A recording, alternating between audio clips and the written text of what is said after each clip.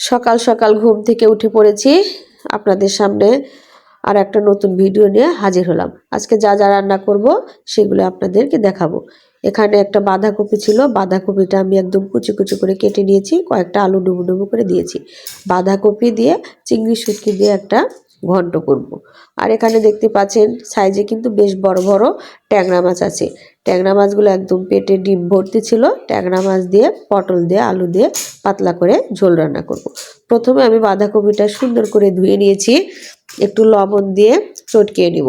এতে বাঁধাকপিটা রান্না করা দ্রুত হবে আর এর ভিতরে যে এক্সট্রা জলটা আছে জলটা বের হয়ে যাবে। এই দেখুন আমি একটা সাইড করে নিয়েছি, কতটা জল বের হয়েছে। একটু সাইড করে রেখে দেবো, এতে করে জলটা বের হয়ে যাবে। কয়েকটা কাঁচা লঙ্কা আর চিংড়ি শুটকিটা পরিষ্কার করে ধুয়ে উপরে দিয়ে দিয়েছি। চিংড়ি শুটকিটা না ভাজলেও কোনো সমস্যা নেই। কড়াইতে পরিমাণ মতো তেলটা দিয়ে দিলাম। তেলটা গরম হয়ে গেছে। এখন আমি কেটে ধুয়ে পরিষ্কার করে রাখা যে জল ঝরিয়ে রাখা বাঁধাকপিটা ছিল সেই বাঁধাকপিটা দিয়ে দিলাম। কড়াইয়ের মধ্যে দিয়ে নাড়াচাড়া করে নেব। নাড়াচাড়া করার পরে একটু আমড়ে আসবে, যেখানে ঢাকনা দিয়ে দিয়ে আমি সুন্দর করে আলুগুলো সিদ্ধ করে নেব। এখনকার বাঁধাকপি নতুন তো সিদ্ধ হতে বেশি সময় লাগে না, কিন্তু আলুটা পুরাতন ছিল, আলুটা সিদ্ধ হতে বেশ খানিকক্ষণ সময় লাগবে। শুধু একটু হলুদ গুঁড়ো এবং একটি ধনিয়া গুঁড়ো দিয়ে দিলাম।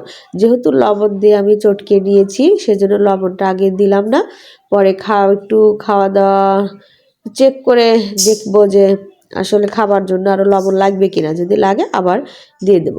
কালারটা কিন্তু দারুণ আসছে। আর দেখিয়ে দিলাম একটু জল ছিল, সেই জন্য বেশ খানিকক্ষণ ধরে ভাজা ভাজা করে নেব। তো আমার বাঁধাকপিটা সুন্দর ভাজা ভাজা হয়ে গেছে। একটা আলু দেখলাম, আলুটাও কিন্তু খুব সুন্দর সিদ্ধ হয়েছে। এখন আমি এর মধ্যে দিয়ে দেব সামান্য পরিমাণে চিনি। চিনিটা দিলে যে কোনো খাবারই চিনি দিলে কিন্তু খেতে বেশ ভালো লাগে। সবার কাছে কেমন লাগে জানি না, আমার কাছে খেতে বেশ ভালোই লাগে। এখন এই যে বাটির মধ্যে দেখতেই পাচ্ছেন আতপ চাউলের গুঁড়ো ছিল, আপনারা আতপ চাউল বেটেও নিতে পারেন। আতপ চাউল বাটা দিয়ে আমি ঘন্টটা নামিয়ে নেব। আতপ চাউল বাটাটা অবশ্যই দেবেন, এতে করে ঘন্টটা আঠালো হবে, খেতে ভালো লাগবে। আমি পুরোটাই দিয়ে দিলাম। খুন্তি দিয়ে নাড়াচাড়া করতে থাকবো যতক্ষণ না পর্যন্ত আঠালো ভাবটা আসে। নাড়তে নাড়তে দেখা যাবে একটা সময় এমনিতেই আঠালো ভাবটা চলে আসবে। এই যে দেখতেই পাচ্ছেন কত সুন্দর আঠালো হয়ে গেছে, এখন নামানোর জন্য উপযুক্ত। এখন আমি নামিয়ে নিব। নামিয়ে নিলাম চিংড়ি শুটকি দিয়ে বাঁধাকপি ঘন্ট। কড়াইতে পরিমাণ মতো তেলটা দিয়ে দিয়েছি, তেলটা গরম হয়ে গেছে। ট্যাংরা মাছগুলো তেলে সুন্দর করে ভেজে নেব। মাছগুলো খুব ফোটে, মানে যে মাছের আইস থাকে না সেই মাছ কিন্তু একটু বেশি ফোটে। মাছগুলো সব ভাজা হয়ে গেছে, নামিয়ে নিলাম। মাছ ভাজা ওই তেলের মধ্যেই আমি কয়েকটা পাঁচফোড়ন দিয়ে দেবো, আর কিছু দেব না। আর পাঁচফোড়নটা হয়ে আসলে পেঁয়াজ এবং কাঁচা লঙ্কা কুচিটা দিয়ে দিলাম। পেঁয়াজ এবং কাঁচা লঙ্কাটা আমি একটু ভাজা ভাজা করে নেব বেশ খানিকক্ষণ ধরেই, যাতে একটু ভাজা ভাজা ব্রাউন কালারটা চলে আসে। ভাজা ভাজা হওয়ার পরে কেটে ধুয়ে পরিষ্কার করে রাখা আলু এবং পটলগুলো দিয়ে দিলাম।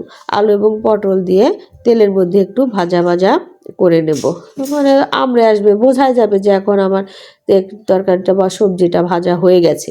একটু লবণ দিয়ে দিচ্ছি, লবণটা কিন্তু দেখানো স্কিপ হয়ে গেছে, ওটা কিছু মনে করবেন না। একটু হলুদ গুঁড়ো দিয়ে দিলাম, আর কিচ্ছু না, অন্য কোনো মশলা আমি দেব না। একদম সাধারণভাবে মাছের ঝোলটা রান্না করব। মশলা এখন থেকে একটু কম খাওয়ার চেষ্টা করছি, তেলও কম খাওয়ার চেষ্টা করছি।